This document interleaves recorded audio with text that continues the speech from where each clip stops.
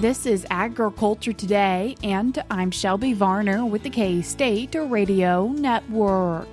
Beginning today's show is Jenny Ifft, Lucas Haag, and Tina Sullivan from K-State as they chat about crop insurance ratios and the causes of the losses. K-State Extension beef veterinarian A.J. Tarpoff continues the show, discussing research from a panel discussion at NCBA about what bigger cattle means for animal welfare. Raymond Cloyd, K-State horticultural entomologist, ends the show, highlighting 2 new publications he authored, which are now available in the K-State Extension Bookstore. That and more is coming up ahead on Agriculture Today.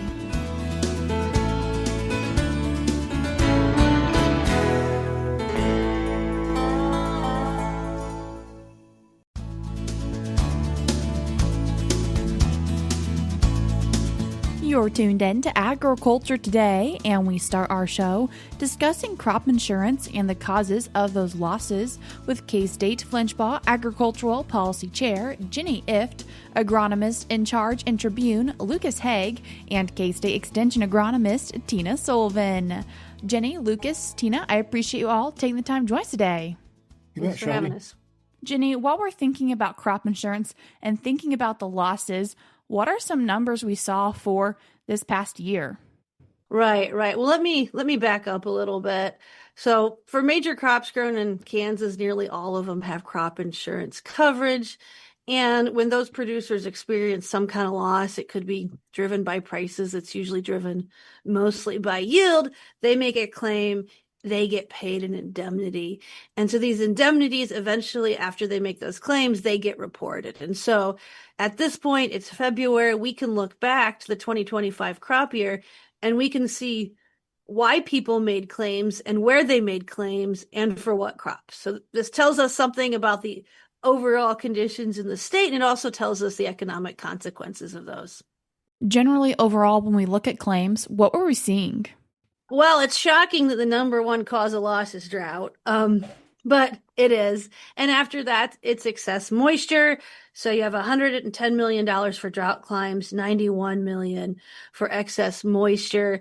There's all other kinds of causes. You got everything from tornado to frost to mycotoxin to wind, hot wind, cold, wet weather. So there's all kinds, again, but the big ones, drought and excess moisture. I would say losses generally are lower in the past. If we look at the loss ratio, that's a relative measure of the payouts. It's the payouts relative to the premium paid. That's the lowest that it's been in the state for crops since 2016. So overall, not a bad year, but there's definitely pockets of the state that had larger losses. Jenny, what are we seeing specifically for corn? Corn, so statewide loss ratio is 0.21. That's pretty low historically speaking. The number one cause of loss was drought, but it really depends where you are in the state. If you look at some of those counties in the Northwest, and Thomas was a big one, it was drought losses. But then if you look at the Southeast, it's the opposite, excess moisture. So it looks like there was really different conditions in different parts of the state that did lead to losses in some counties. So Lucas and Tina, as we look at our different parts of the state, are you surprised to see the differences of drought for more Northwest, but then excess moisture for Southeast? When we think about our soil conditions and our cropping systems, it's not too surprising to think of high moisture concerns in shallow soils of deep Southeast Kansas and areas like Labette County. I got a number of phone calls as corn was starting to emerge this year that those heavy rains mixed with heavy clay soils meant the seedlings often got drowned out. So if the plants drowned out, they were not going to bounce back, and at that point they did not see a point in replanting. But on the flip side, there are still some counties in eastern Kansas that didn't catch a good rainstorm, so at grain fill time they wouldn't have gotten the moisture they needed. Yeah, so in western Kansas, and I think if folks look at Jenny's publication on the Ag Manager site and that county map, that really tells the haves and have-nots that we witnessed this year. So if you look at Rawlins County, for example, guys up there were picking some of the best corn they've ever seen in their lives, and that's shown through in the loss ratio. Same way in Southwest Kansas, a lot of areas where dryland corn is typically not that great of an option, some unbelievably low loss ratios. But we still have this core area of kind of Thomas, Logan, Gove, Sheridan had the highest loss ratio of those Northwest counties on up into Decatur and Norton. And this has been a perennial dry area for a number of years now. And the thing about our cropping systems in Western Kansas, once we have, if you're in an area that's had several bad years, we have less residue on the soil or less ability to store water. And so you kind of get in a bit of a death spiral until we get a really above average year to pull us out of that. And unfortunately for those counties, our in-season precip was not above average this year, not enough to get us to very good row crops, as you can see in the loss ratios. And moving on to grain sorghum, Jenny, what did we see for that? Well, it's almost the same story as corn, I would say. The statewide loss ratio is exactly the same, 0.21. Number one cause of loss is drought.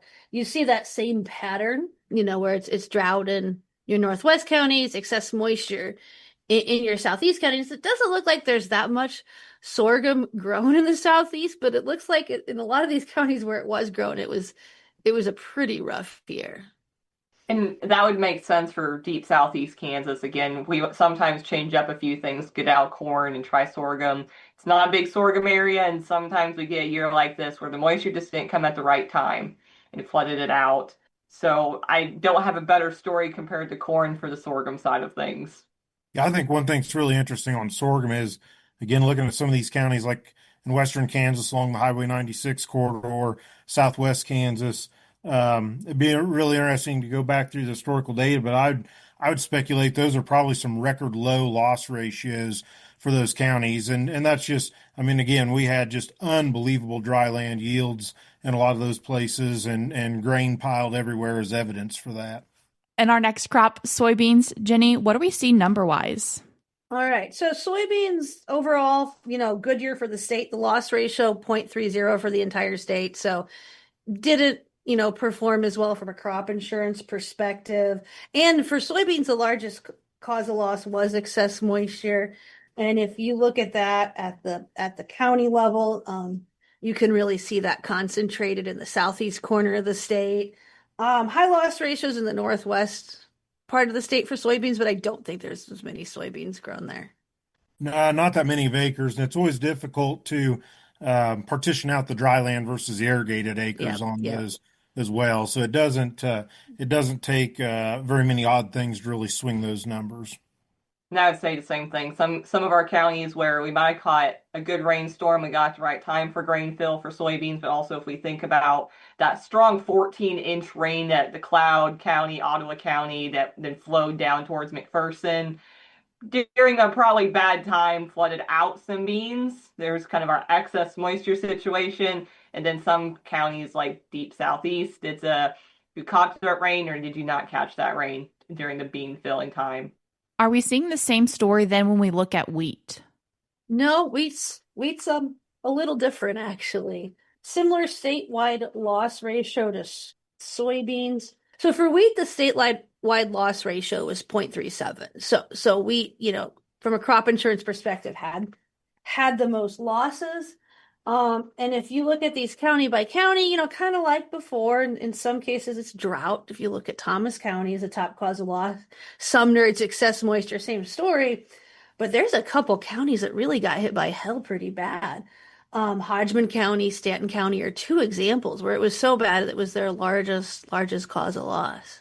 From the excess moisture situation in some of our counties in eastern, from the wheat perspective, it was because of rivers came out of the riverbanks or streams came out of the stream banks, flooded out that wheat, lodged it pretty bad. They couldn't get in there to harvest it. I did hear reports of that from wheat counties.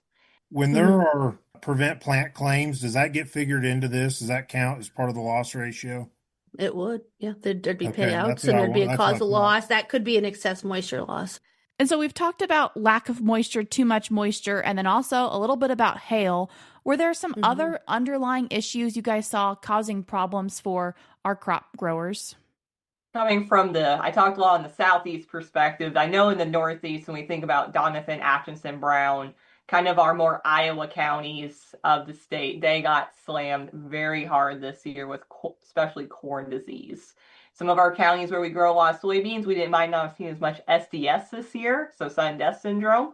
But instead, we got hit with some pretty heavy charcoal rots and just some other diseases we don't typically see. Was that due to some excess moisture in some situations?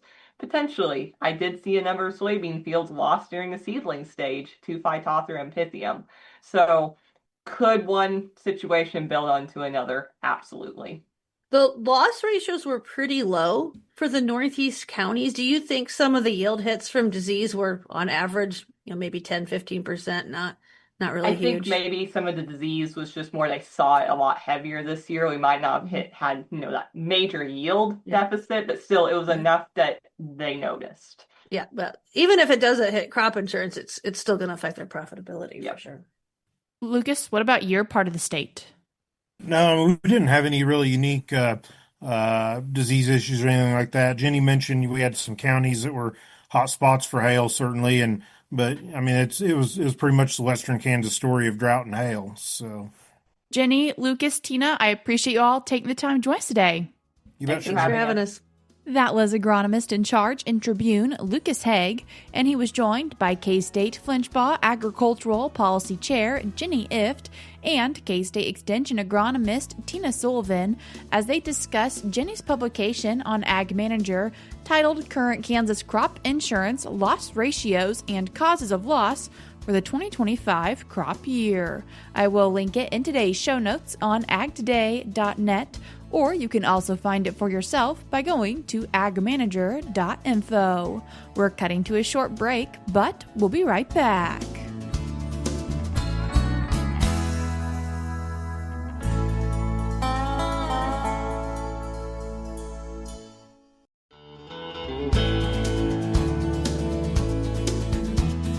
You're tuned back into Agriculture Today, and we continue our show with K-State beef cattle specialist AJ Tarpoff as he discusses what bigger cattle means for animal welfare.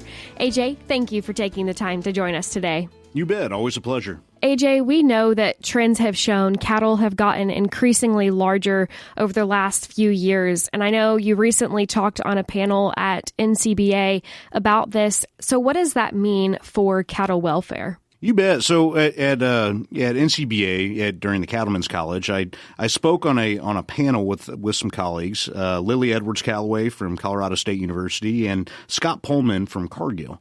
And our main focus of what we teamed up for was to bring to light bigger cattle, bigger decisions, what's going on in the industry, kind of a big picture look at where we are, what are some unintended consequences of our success, and realistically, let's just as a kind of call to arms, so to speak, as an industry to better prepare for the future.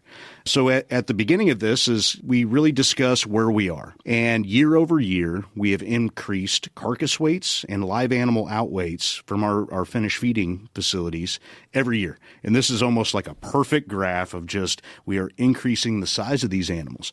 Now, is that bad? Well, it's not necessarily. Now, by itself, we've improved efficiency, that we are using as an industry year over year, we are improving efficiency, and that's a huge success story of our cattle industry, that we are using less feed, less water, less time to be able to get these animals on a per pound of beef basis. We're doing better than we ever had before, in the past. So that's a huge success story, and I think that's something we need to be proud of. Right now, if you look at the market dynamics where we have a small cow herd, we have fewer animals going through the system, but we're still able to produce a similar amount of beef. That's unheard of. Our efficiency and our ability to grow each animal a little bit bigger to produce more pounds in the system has helped us, especially right now during these strange market times. We've still been able to bring that valuable product to market. So yes, they're big, they're more efficient, and we have fewer animals in the system. I guess so what? right? That was kind of our topic. And the so what is we do have some unintended consequences. Right now, I think it's important for all producers to understand that even though our individual animal welfare and well-being, we're still caring for those animals extremely well. That's not the major concern, but we do have some constraints with some of our facilities and some of our management that I think we need to just discuss. First and foremost is transportation. Okay, so transportation is a necessary tool to be able to get those animals from the finished feed yards. We transport animals all over the country, which is amazing about this industry and helps us with our efficiency. But unintended consequences, we are seeing higher rates of bruising. Okay, so and that's been found from our beef quality audits.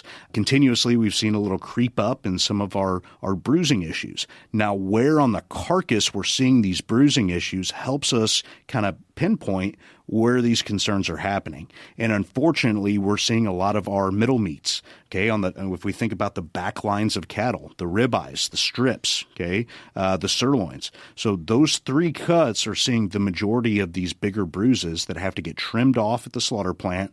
It doesn't get used into edible material. And on top of that, whatever material is left, whatever cuts are left, they get downgraded. So it's a huge financial discount to our industry of dealing with some of these bruising issues. Now, okay, what would bruise the top line?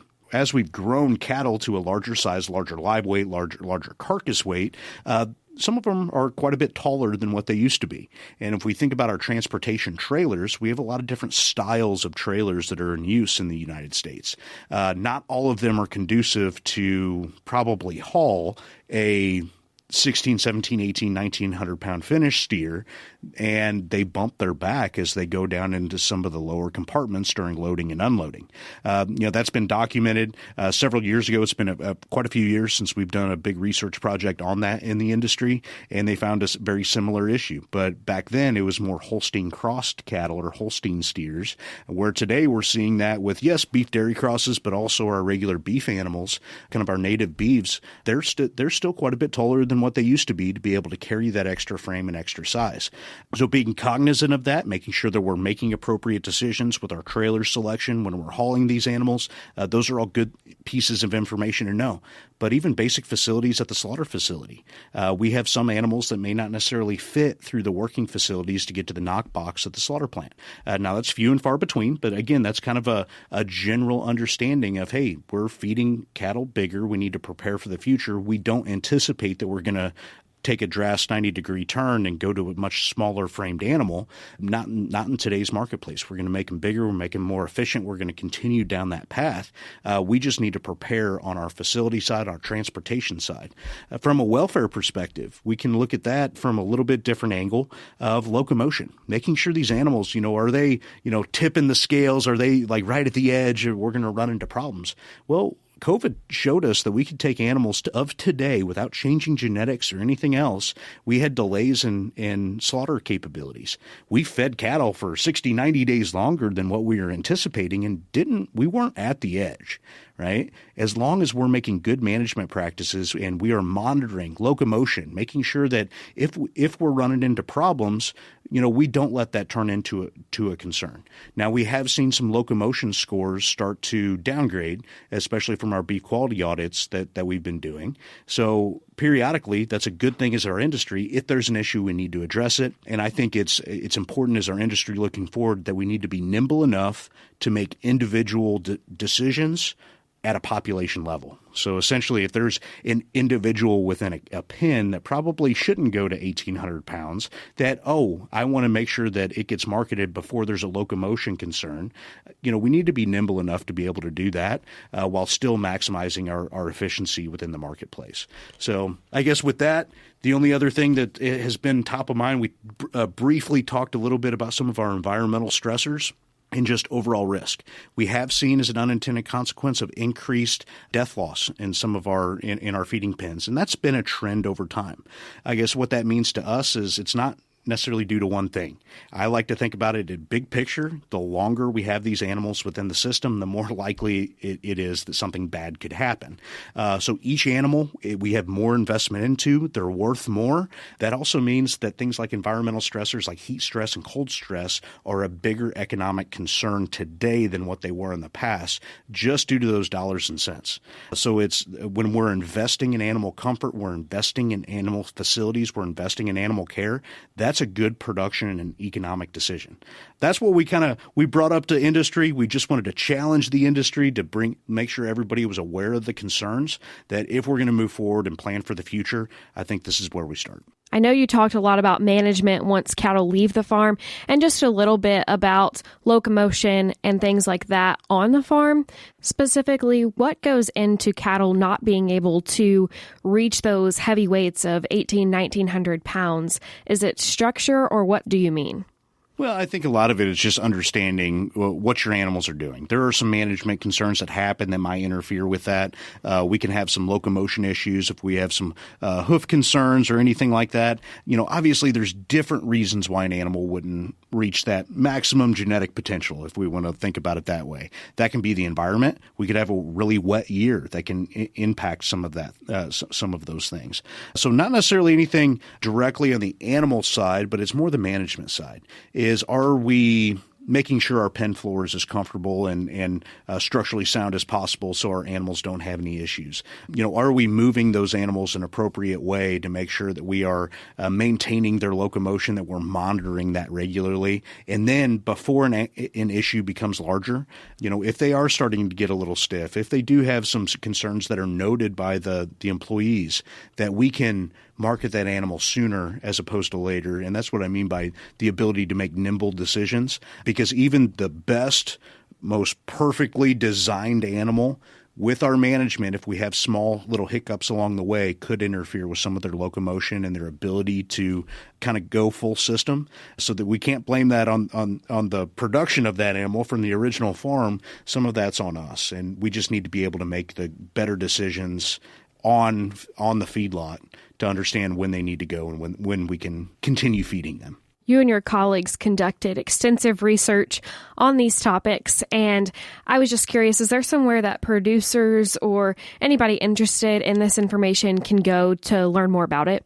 Some of the information that I shared, all of it's publicly available. We shared some information from here in Kansas, Focus on Feedlots. So my colleague, Dr. Justin Wagner out in Garden City, maintains a database of finished closeout weights from several of our partnering feeding operations in western Kansas. So that's a wonderful use. We also shared a lot of information that's publicly available from our beef quality audit. That last audit was done in 2022.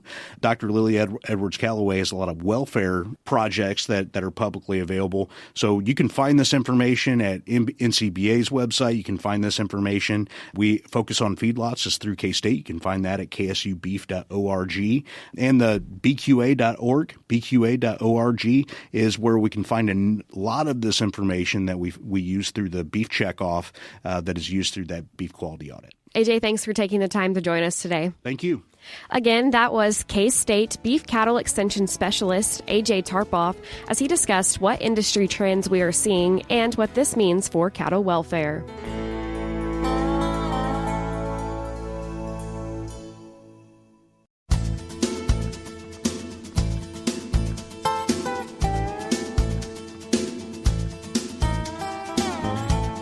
Welcome back to Agriculture Today. Along with Shelby Varner, I'm Jeff Wickman. The K-State Extension Bookstore has released 2 new publications authored by K-State horticultural entomologist Raymond Cloyd. The first publication is Mimosa Webworm, insect pest of honey locust and mimosa trees, and the second is Threestriped and Ashgray blister beetles. He joins us to discuss both publications. Raymond wanted to cover a couple of publications that you've recently done, one on blister beetles and the other on Mimosa Webworm. First off, maybe just the blister beetle. What do we need to know about that? Yeah, Jeff, blister beetles, first of all, there's a wide diversity of them. I know there's concern in the livestock industry because certain blister beetles, they give off a chemical called cantharidin. And if they get into hay or forage that the horses or cattle are feeding upon, it can make them sick. The publications that I developed this year are related to the Threestriped, the three-line blister beetle, and the Ashgray blister beetle. Both of those are pests of vegetable crops. The Ashgray feeds on eggplant, and the Threestriped or three-line feeds on chard. And we have some operations around Kansas that every year they deal with them. And they are difficult to manage. Insecticides are not always effective. And one of the ways we recommend is hand pick, but you got to wear gloves because you don't want them to emit the cantharidin, which can cause blisters on your fingers or wherever. So you have to be judicious about doing that. But they have been a pest every year, and we never have had a publication. And so this one's the first one on those two. So anybody interested, in growing vegetables and has problems with either the three-lined or three-striped or the Ashgray can access those. Are they relatively easy to identify? Yes, they are very easy to identify. And the extension publication has images to help you discriminate between the two. In terms of the Mimosa Webworm, what does the publication cover there? The Mimosa Webworm, to me, is one of the most difficult caterpillar pests to deal with. What it does is the caterpillars, they web the leaves of honey locust and mimosa trees. I'm sure many have seen those in Manhattan on campus, the browning. And once they do that, they're pretty well not susceptible to insecticide applications. So the window of opportunity is very narrow. The question I get is, well, will they kill the tree? Well, it depends on the size of the tree. So on a large tree, we have seen complete defoliation in Manhattan. The trees did rebound. But if you get successive years of that on a younger tree, it could predispose them to some wood-boring insect, beetle or caterpillar that would come in and take advantage of the plant that is stressed. So it's really important to deal with these pests to minimize the aesthetic injury they cause. Like people in their yards don't want to see their honey locust trees all brown, but the timing is critical. And then this extension publication discusses like all the biology, the damage, but also the management. And I really make a concentrated effort to help people understand the timing of application with sprays and what to use is really critical to minimize these becoming a pest through the rest of the growing season. And this is really a good time to be talking about this because we have a chance to do some research, get the education before this becomes a problem later on, probably around maybe April, May. The blister beetles will show up about June. They overwinter in the soil, and the Mimosa Webworm will come out about May, June, yes. So that's when you want to be out looking for them.